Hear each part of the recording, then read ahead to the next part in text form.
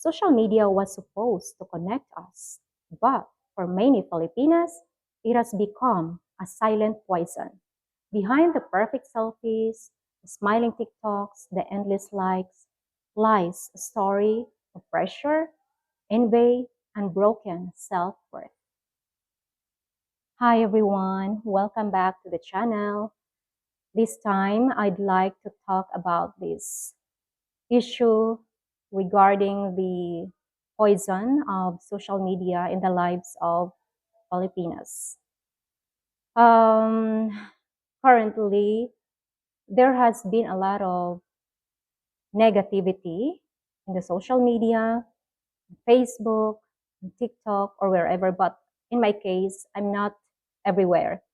I'm only around here in YouTube for, if there are videos that I would like to watch, and where I prefer to be mostly educational and something that is really useful and applicable in my life. And when it comes to other social media platforms, yes, I'm using Facebook. That's my personal account only. And yes, it is unavoidable that you will be exposed, or you can read a lot of toxic news, a lot of bad news happening, whether it can be political, um, financial, or about economic, or about, peace and order. And of course, the problem, the issue which I'm going to share with, the problem that arises with social media use. And let's focus to Filipinas only. So social media can be helpful, but for me personally, the downsides, the negative effects of social media use, or excessive social media use and responsible use of these platforms, can be very downgrading, um, can badly impact the lives of every Filipinas. And take note, in the Philippines, Filipinos are really into Facebook. And when it comes to age group, it's not just, legal or adult people that are using it. The minors, those that are below 18 years old, students, high school students, even young kids, children, they already have Facebook profiles or Facebook accounts. And for those parents out there that they allow this for their children to have such social media profiles or accounts, I beg to disagree, because as you can see, if you sign up for Facebook, it asks for your age. So you should be at the right or legal age when you start using these platforms. Because it can be, we all know that it is really scary. It can be dark digital world for those that are innocent and they don't know their rights and informed choices. So yeah, I disagree for the minors to have Facebook. So I just like to point out one of the negative aspect, or one of negative influences in social media that people will be watching. So for this, say for example, this recent or hot issue, if you know some of them, we know that there is a rise of family bloggers or couple bloggers out there, right? But in the case of these famous bloggers from the Philippines, but this couple, the Blackman family, or this family, but they are Australia, but they are based in Australia. But these couples or this family gained millions of followers. from, of course, Filipino people and around the world, especially in the Filipino community, I think. So originally, their family videos or blogs were used to be very inspiring and good influence for Filipinos because they are, complete, happy family. They seem to be sweet, loving couple and fun, and their kids are rather so cute and jolly, happy to be around, and people and Filipinos are really enjoying their videos. It's really inspiring. But um, yeah, this Filipino wife was, shall we say, used to be feminine or very Filipina or traditional or shall we say wife material that men there from the West would rather date or have them as their wives because of this kind of characteristics that she possesses. And yeah, their love story was also inspiring, and they even married twice. So there came lots of difficulties. I don't want to dig deeper about their personal lives, although they let it out to the public. So maybe some of you are familiar, or mostly maybe only the Filipinos are familiar of their story. But what is the backlash or the issue about them? It's because the main Blackman family issue currently is Geraldine Blackman addressing the online bullying and false rumors surrounding her separation from Josh Blackman.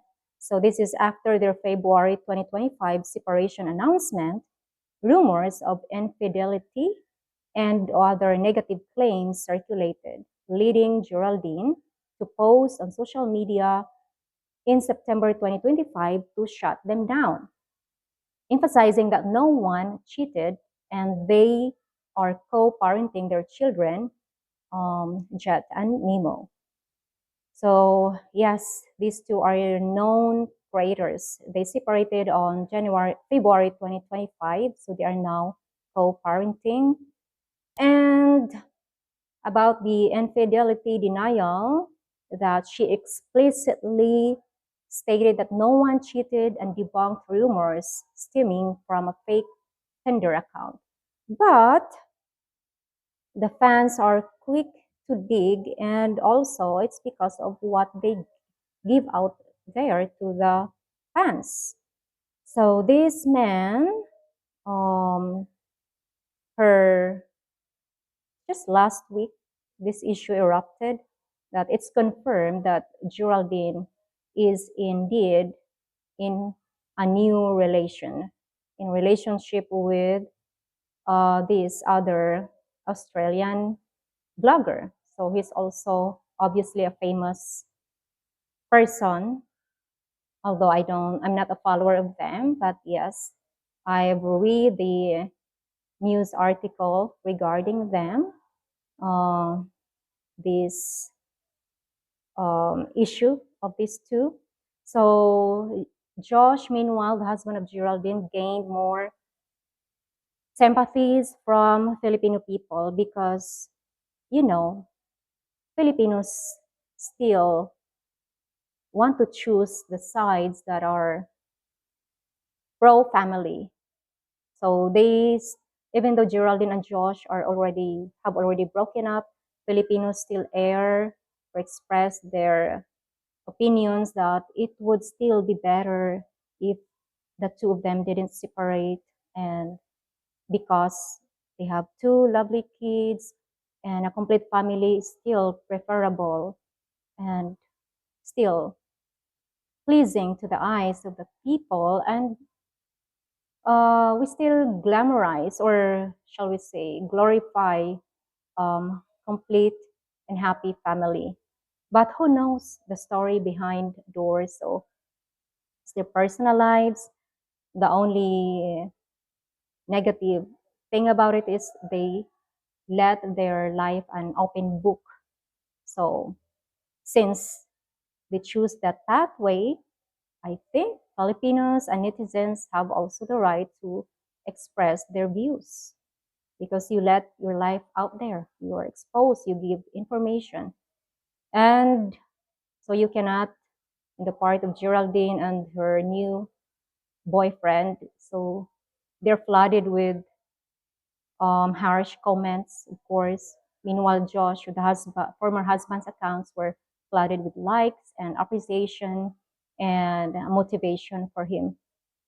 So, yes, it's a big thing here in the Philippines. It's a gossip. It's in a gossip community, maritesing. It's not good, but again, this is one of the things that are not nice in social media. There are people, there are women, there are young women out there that um, idolize people, or they celebrate who are successful, and they follow people so that they think are their role models. So what happens if their favorite influencers commit unpleasant acts, and like this one? So now it's more of bashing. They are only bashing state. And another negative impact of becoming a family bloggers is it can really destroy not just your digital life, it is really your true life, your real life that you put out there. So I think there should be a limitation, and whatever niche of your blogs or videos, maybe it's time to think, or whatever, you should consider or reconsider what type of content that you should put out there. Because as what we say or refer to as an evil eyes. So if people often see happy or like sophisticated or glamorous life of other people, an envy can happen. And there are evil eyes that are watching that not all people will wish you well. Some of them they just don't like you and they wish ill about you. It's like a curse. And there's another famous couple, Filipino American couple, and I'm sure that you know them. They're very famous, the Armstrong family. Richard Armstrong and I think Donna. So yeah, they've separated last year, so their marriage was short-lived. They got married through online during the pandemic because Richard really wanted to come here in the Philippines. And so they tried to find ways for him to be here.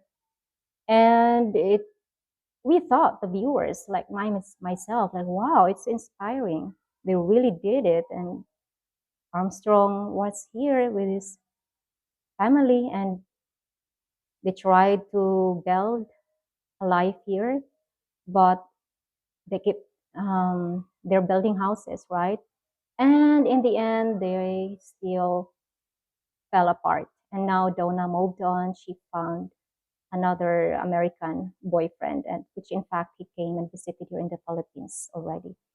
So yes, that's another downfall of YouTuber couples or bloggers. And it's not just boyfriend girlfriend relationships; they are married couple. And another one is, of course, you know them, the GU in the Philippines, and his wife Maya. Maya is a vlogger, and I'm sure you are also a viewer of her channel. So yes, I watched a few of their revelation of their breakup. I don't want to gossip any further, but it's disheartening. How do how do I say my opinion about it. Like, it's disappointing. Yeah, as a Filipina, and myself, like, oh, we thought that these couples were perfect, were happy. There's no perfect relationship, there's no perfect marriage, but we still hope, right, that we would patch things up. And um, the promises, the vows during the wedding that we exchange, like, till death do us part, right? What is the promises all about? What was, where did it go? The in sickness and in health, for richer and poorer, till death do us part. So it seems they are meaningless nowadays. So yeah, there are many others. I'm sure there are many other couples, married couples out there who didn't make it, who divorced or separated, not just the famous influencers and bloggers. But what I mean is, there's like a for the past months, years and months, there is many bloggers that are couple bloggers that are separated and they didn't make it. So it's like a wake up call, or not necessarily a wake up call, but a time to reflect if you are you in your relationship, you with your Filipina, if you are going to start a YouTube channel or a Facebook page, or you wanna try blogging. So think 1,000 times and choose your niche wisely. Choose whatever content you would like to put out there, and just limit what is meant to be personal for you. What are the things that should remain private, and only the two of you, but you cherish it, you keep it. It's, there are things that are not meant to be shared out there to the world, because the world can be cruel. So yeah, anyway, I was like, it seems that I'm so focused on these couple breakups, influencers. And yes, this is not just the only negative impacts of social media use. There are a lot out there. And what are the effects of this to the young people, the young Filipinos? I will share and talk about that on a separate video. So anyway, um, thank you for listening and for watching my video, and forgive me if this seemed negative or toxic. I just like to address it, and sorry for if it seems like gossiping other people, which is, for me, I still like to validate it. We have the right to talk and share because we can take good lessons from it.